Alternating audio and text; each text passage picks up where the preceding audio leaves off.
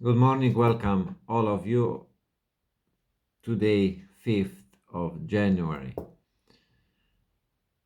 Yesterday I made a mistake and I already was one day ahead, but today is the 5th. Yesterday was 4th.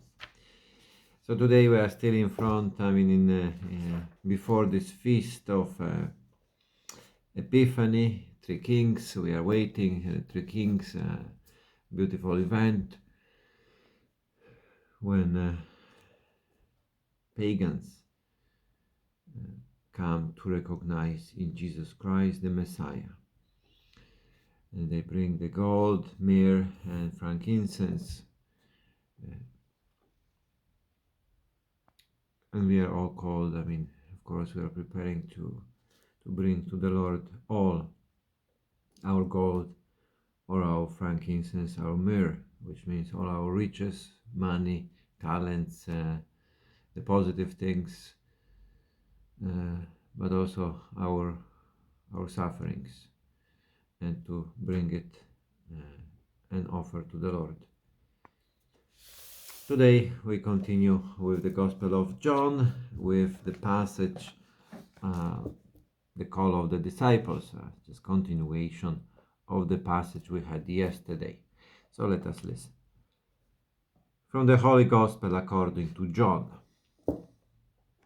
Jesus, after had decided to leave for Galilee, he met Philip and said, "Follow me."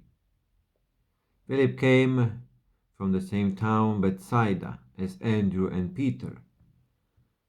Philip found Nathanael and said to him, "We have found the other one, the one that Moses wrote about in the law, the one about whom the prophets wrote. He is Jesus, son of Joseph, from Nazareth." "From Nazareth?" said Nathanael. "Can anything good come from that place?" "Come and see," replied Philip. When Jesus saw Nathanael coming, he said of him, "There is an Israelite who deserves the name, incapable of deceit." "How do you know me?" said Nathanael. "Before Philip came to call you," said Jesus, "I saw you under the fig tree." Nathanael answered, "Rabbi, you are the Son of God. You are the King of Israel." Jesus replied, "You believe that just because I said I saw you under the fig tree? You will see greater things than that." And then he added, "I tell you most solemnly, you will see heaven laid open, and above the Son of Man, the angels of God ascending and descending." The Gospel of the Lord. Praise to you, Lord Jesus Christ. So, beautiful passage today. On one hand, it's just a continuation. We see in the time of Jesus Christ, in order to be a teacher, in order to be a rabbi, you need to have minimum 5 disciples. And it is described a little differently in the Synoptic Gospels, which is in the Mark, Matthew, and Luke, than in John. The names, the person seems that it's not perfectly the same. But there's this for sure, that there was the first 5, because in Luke, I believe Luke, Matthew, and Mark, they describe this first call of the 4. Andrew and Peter and Andrew, John and James, and then right after is call of Matthew, the tax collector. So the 5. When you have 5, you were recognized by society. Let's say you have this recognition as a teacher, as a rabbi, because you have 5 disciples. And here we see, yesterday we have 2 guys in the beginning. One of them was Andrew, the other one unnamed. The scholars will point out that it's most probably John. the one who later on in the Gospel of John will be described as a beloved disciple. But in that passage we have yesterday's unnamed, and then was Andrew came to call Simon Peter, and today we have Philip and Nathaniel. 5 of them. So Jesus Christ is collecting, and he's calling his disciples, coming, saying, "Follow me." And it's amazing to see that Jesus Christ is the one who had that decision. He's going for Galilee. He's looking for Philip. Then Philip is going farther. He's looking for Nathaniel, sharing the good news, saying, "We have found the one." And so, on one hand, I said it's a continuation from the passage in the Gospel, but the pattern, some scheme, it is a copy-paste from the passage we heard yesterday, in the sense that there is someone who has been touched by this call, recognizing Jesus Christ, and is going and is going to the others, calling them, trying to bring them to Christ, trying to introduce them to Jesus. And also this word, what Philip is saying to Nathaniel, "Come and see." It is the passage, this phrase we heard yesterday in the mouth of Jesus. Come and see. So it is beautiful, reading the Gospel, to see that the things what happened, what Jesus Christ brought, that he had some relation, his mission, and this call of disciples, what happened, different things what happened in Jesus Christ's life, then was copied in the positive aspect, was imitated, or was the life of Jesus was reflected in the life of disciples, in his apostles. And then this was reflected in those to whom the apostles went to preach the gospel. So hopefully we can see that this can arrive also to you and to me.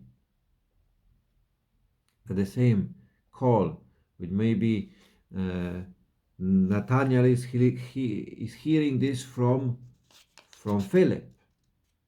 And Philip maybe heard from Jesus himself, or maybe from Andrew.